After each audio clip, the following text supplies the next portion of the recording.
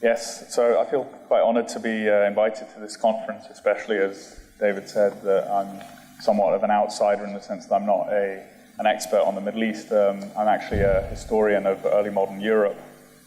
And perhaps that gives me a bit more license to sort of suggest something slightly bold or unusual for a new security architecture, hopefully not at the cost of naivety. But what I'm suggesting is that one looks towards the instructive potential at how people in the past overcame problems that are in many ways quite similar to the challenges that people are facing today. And this notion of using history to present us with alternatives and fresh thinking is what underpins a project entitled A Westphalia for the Middle East, which I've been involved in since the beginning of last year. It's a joint initiative of the Forum on Geopolitics at the University of Cambridge and also the Hamburg-based Kerber Foundation. So the project is based on the idea of using the lessons from the historical experiences of the treaties of Westphalia in 1648, which ended the 30 Years' War in 17th century Germany, as an inspiration for a new peace settlement in the Middle East. Not by imposing an external model, but rather by trying to encourage local actors to reach a new settlement by themselves with the help of a toolbox of mechanisms and techniques that were tried and proved so effective in the historical experience. And indeed, Westphalia was a masterstroke of diplomacy which created a new collective security order in Central Europe that lasted for over 150 years and that permanently banished religious war from that region. By bracketing out thorny questions of theological truth in a process that's been called the juridification of sectarian conflict, it establishes a system of managing confessional conflict judicially, legally, and procedurally. So central to the endeavor overall is the idea of an inclusive peace congress that would draw in almost all parties of conflict to the Middle East in order to negotiate a mutually acceptable new regional security order under international guarantee, as occurred at Westphalia.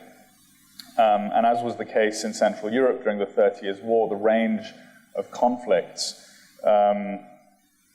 which is also the case now, of course, the range of conflicts is so complex and so interrelated that trying to address individual parts in a piecemeal fashion is probably not going to work without addressing the broader regional crisis. So the analogy between the two periods and regions naturally demands an imaginative leap, especially in light of the intervening 4 centuries and the contrasting political, social, cultural, and economic contexts. But there are many remarkable similarities on a basic level. For a start, there's the role of internal rebellions escalating into wider conflicts and the involvement of foreign powers. There's also the intensity of religious animosity among extremists and the multipolarity of the international scene.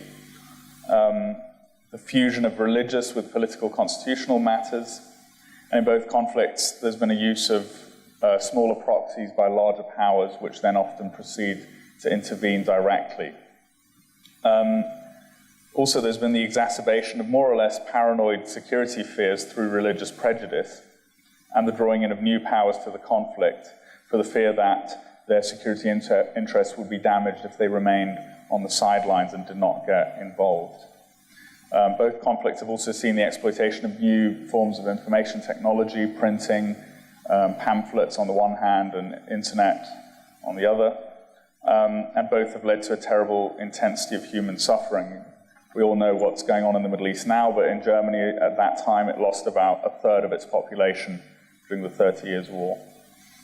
And one of the myths that we have had to address and to explicitly counter at various points during the events that we've conducted is the notion, which is still remarkably tenacious and still very widespread, especially in political science and in the media, that Westphalia had somehow enshrined and set up a system of state sovereignty between equal independent nation states that should not intervene in each other's domestic affairs, the so-called Westphalian system. But this Westphalian myth represents a misunderstanding of the true nature of the settlement. In fact, the treaties optimize the system of limited and conditional sovereignty for the states within the Holy Roman Empire, with enhanced provision for appeal to courts above state level for the settlement of disputes and for the safeguarding of individual and minority rights, as well as for collective security efforts and intervention by guarantor powers in case these rights were transgressed and the treaty provisions violated. So Westphalia actually increased rather than restricted the scope of external supervision and interference in territories' internal affairs for the protection of rights and treaty terms.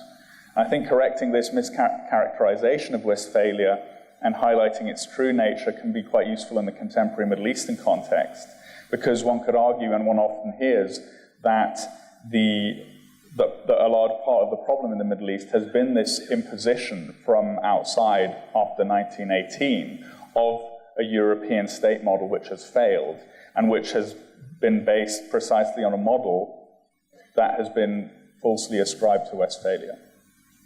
So what we're suggesting in this project is not meant to represent a Western imposition of a European blueprint.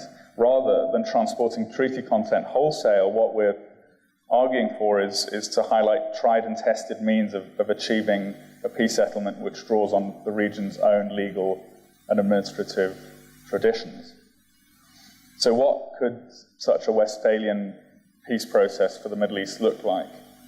I think the central idea is that an international congress would have to be convened, and which would include regional as well as international actors. And I think important also is to prevent this negotiation from stalling is that one should not necessarily insist on having a ceasefire in place as a precondition for negotiating, as was the case in Westphalia, where deliberations were conducted in parallel to fighting. And although shared norms and trust is certainly, although they're certainly necessary in the longer term, this shouldn't be their absence should not necessarily inhibit negotiations from getting started in the first place. As long as there is a shared desire for peace, that is something that all sides can agree on, and that can then be used as the basis for further negotiations. Both in 17th century Europe and in the current Middle East, there's been a mutual fear of a perceived but probably largely imaginary hegemonic ambition of the opposing side. So in order to generate a minimum level of trust, the main adversaries have to negotiate actively and constructively.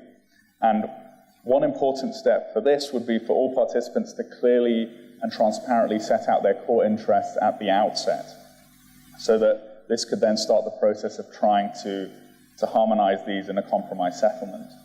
The conference could eventually conclude a treaty that determines an area which is to be remodeled as an externally guaranteed and regionally specified security zone. So for this zone, inter- and intra-state violence will be outlawed, and it would also guarantee property, appeals, and minority rights, although still allowing perhaps for a predominant official confession in each territory. Citizens would also be given the right to appeal to a higher authority against their governments, and essentially this would formalize a form of conditional sovereignty for the states in this security zone, although it would not necessarily be needed to be called as such explicitly. So it would be conditional in the sense that governmental authority would be dependent upon rulers adhering to the treaty terms and the rights that have been specified, and also in the sense that external guarantors would have a right to enforce them in case of a breach. And it would also be conditional in the sense that inhabitants could sue their leaders at extraterritorial appeals tribunals in assertion of those recognized rights, which would prevent violent rebellions becoming necessary.